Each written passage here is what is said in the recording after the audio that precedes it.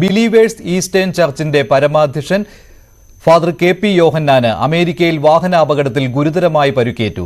അമേരിക്കയിൽ പ്രഭാത നടത്തത്തിനിടെ വാഹനം ഇടിക്കുകയായിരുന്നു. തലയ്ക്കും നെഞ്ചിനും ഗുരുതരമായി പരിക്കേറ്റ അദ്ദേഹത്തിന് അടിയന്തര ശസ്ത്രക്രിയ നടത്തുകയുണ്ടായി.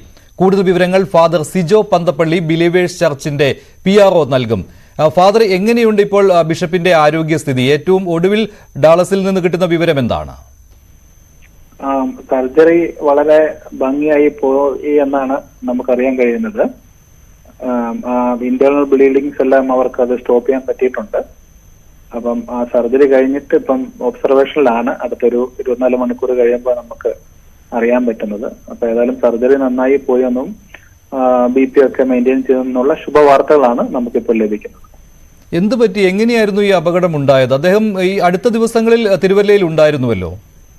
അതെ, ഇപ്പൊ ഒരു 3-4 ദിവസമായുള്ളൂ അങ്ങോട്ട് പോയിട്ട്. തിരുമേനി എല്ലാ ദിവസവും രാവിലെ നടക്കുന്ന ഒരു പതിവുണ്ട്. സാധാരണയായിട്ട് നടക്കാറുള്ളതാണ്. സാധാരണ നടക്കുന്നത് ഞങ്ങളുടെ നോർത്ത് അമേരിക്കൻ ഡയസിസ് ക്യാമ്പസിലാണ് നടക്കുന്നത്. അതൊരു വലിയൊരു ക്യാമ്പസ്, അതിനകത്താണ് സാധാരണ നടക്കുന്നത്.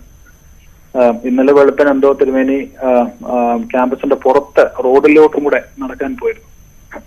അപ്പൊ ആ സമയത്ത് വാഹനം വന്ന് ഇടിക്കാനുണ്ടായത്. എന്താണ് അവിടെ പോലീസ് എന്ത് വിവരമാണ് നൽകുന്നത്? ഈ വാഹനം ഇടിച്ച ആ വാഹനത്തിന്റെ ഡ്രൈവറെ കസ്റ്റഡിയിൽ എടുത്തിട്ടുണ്ടോ?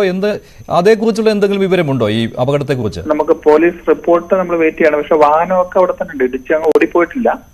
വാഹനം സംഭവ സ്ഥലത്തുണ്ട്. ഇപ്പൊ ഡ്രൈവറെ കസ്റ്റഡിയിൽ എടുത്തു കാണും. ഞങ്ങൾ അങ്ങനെയുള്ളൊരു ഡീറ്റെയിലിങ്ങിലോട്ട് പോയില്ല. ഞങ്ങൾക്ക് ഇമ്പോർട്ടന്റ് തിരുമേനിയുടെ ജീവൻ രക്ഷിക്കാന്നുള്ള ആയതുകൊണ്ട് ഞങ്ങൾ പ്രൈമറി ഇമ്പോർട്ടൻസ് കൊടുത്തത് അതിനാണ്. ഇനി മറ്റു കാര്യങ്ങളെ കുറിച്ച് നമ്മൾ നോക്കണം.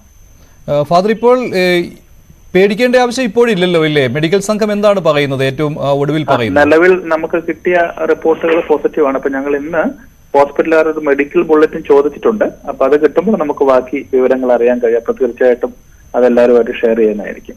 ഫാദർ ഇപ്പോൾ എവിടെയാണുള്ളത്? സിജോ ഫാദർ ഇപ്പോൾ ഞാൻ തിരുവല്ലയിലുണ്ട്. ഞാൻ ഒരു 2 ദിവസം കഴിഞ്ഞിട്ട് അങ്ങോട്ട് പോകത്തുള്ളൂ. ശരി ഫാദർ, എന്തായാലും ബിഷപ്പിന്റെ ആരോഗ്യസ്ഥിതി ഇപ്പോൾ പേടിക്കേണ്ട അവസ്ഥ ഇല്ല എന്നാണ് ഔദ്യോഗികമായിട്ടുള്ള വിശദീകരണം ബിലീവേഴ്സ് ചർച്ചിന്റെ.